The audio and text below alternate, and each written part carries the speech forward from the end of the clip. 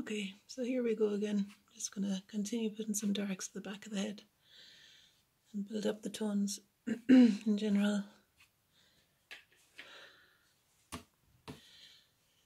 Yeah, and I can bring some light into the front again.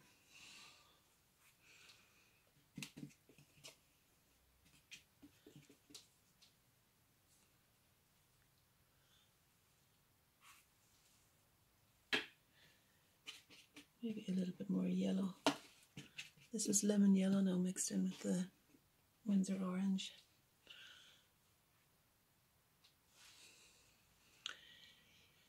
Yeah, and I think I could maybe mix the whole lot together then, which is probably a bad idea for purists, but I think it's fine just to do that to quickly establish the shadows at the back of the head there. And allow me to make clear the shadows on the skin.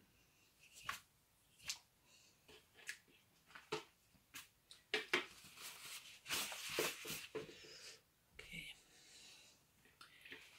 Alright, and now I feel like that allows me to move into the skin a bit more again. So I'm going to use the burnt sienna from to get the shadows, because really what I want to read is the lightest part is the edge of the face here, and so I want to kind of bring the shadows across the face. And burnt sienna is a good quick way of doing it. You might want to, if you were spending time over a portrait like this, you might want to create some of your own beautiful warm shades, you know, with I don't know, combinations of red and green are quite good. So the alizarin crimson and viridian green will give you some nice colours, and you could separate them out as well and have the alizarin pure on its own somewhere if you're working up layer upon layer. I'll just bring it in a little bit here, some alizarin. There we are, with a bit of water, and it catches the orange that's in the headdress and drags that down as well. So it's kind of allowing it to integrate a bit with the head. Okay, well, that was the 2-inch brush. I'm going to move down to this slightly smaller brush now and just give my hand a rest as well. I was getting a bit tired there holding my hand up the whole time. And now I'm making a light colour by mixing the alizarin by mixing the lemon yellow with, that's not very light, is it? I don't like that. I'm just going to clean my palette. When you're wanting to make light skin colour, you want to really have a clean palette, clean water, clean brush. And I'm going to start again there, so using the lemon yellow and I think some of that Windsor orange, yeah, so I'll get a colour that's like a nice warm orangey colour, because I want to kind of print the edge of the face here where the light meets the forehead, where the forehead meets the background. And I'm checking out where the headdress and the forehead touch and see that it sits slightly back from the arch in the eyebrow. And this is going to dry later and I can adjust it later. I'm really mostly concerned with just establishing the edge of the face now. And I'll get this little triangle of skin that's slightly darker in here. And it might become darker again later, but just for now I want to just put some sort of a value in there and bring it down here. So it's kind of integrating with the rest. And that drop is reading is a bit too light for me, so I'm picking that up. The warmer a colour is, the more it stands forward. I'll bring some of that warmth into the area of the nostril.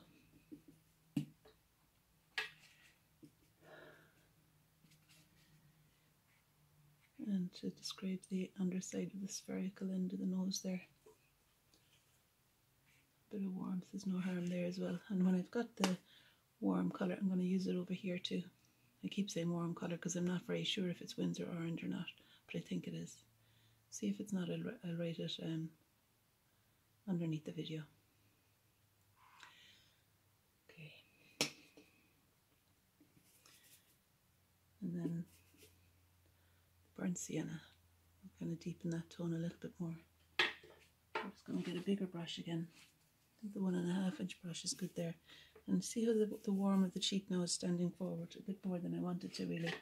So I'm going to use some sap green around there to kind of run into the warm colour.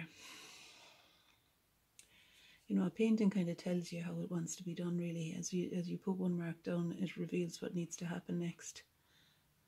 And I think that's fairly good advice, not to have any particular pathway decided on, but to let it unfold.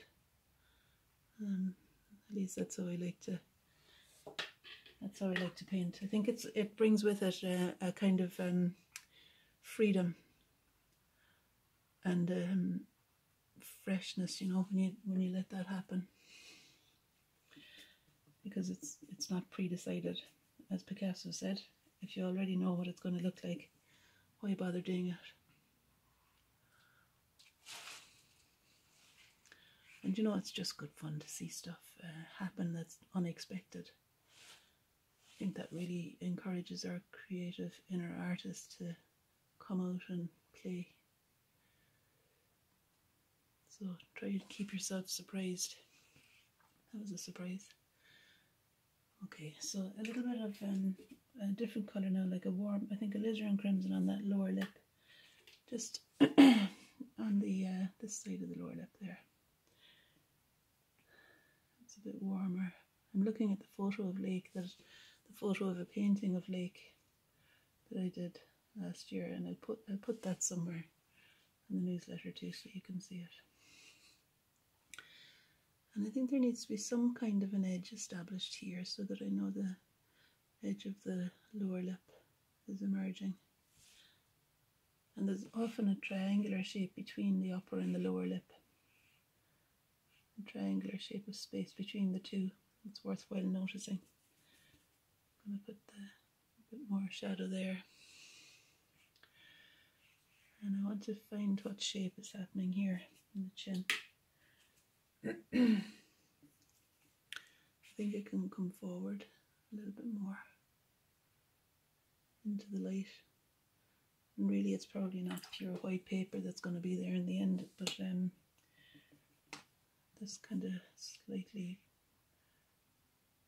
lighter orange colour, I think.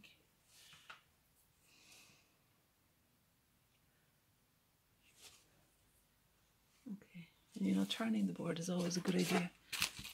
If runs, you see that, if runs are going in a direction that you don't want them to go in,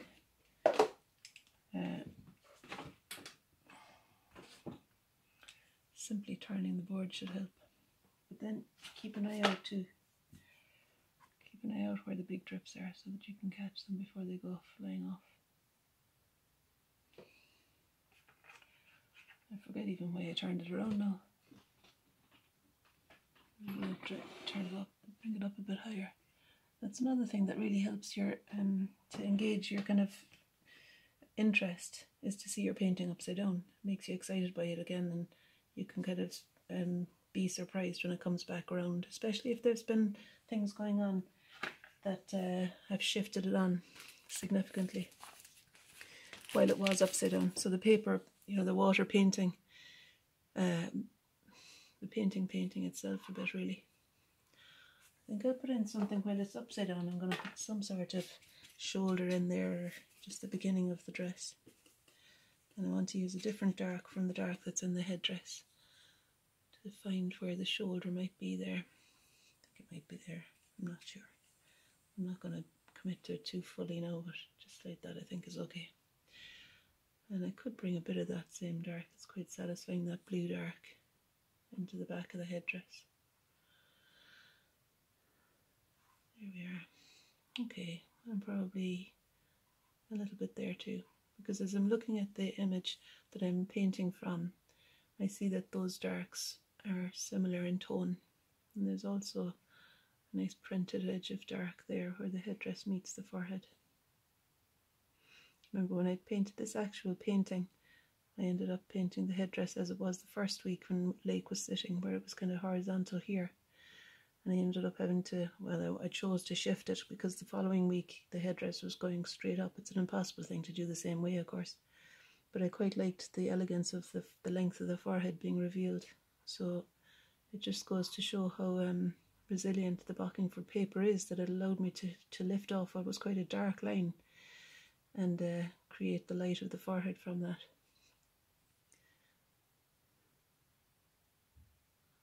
Yeah, so there's the ears and that. Okay, right, so let's see what happened there. Turn it back up.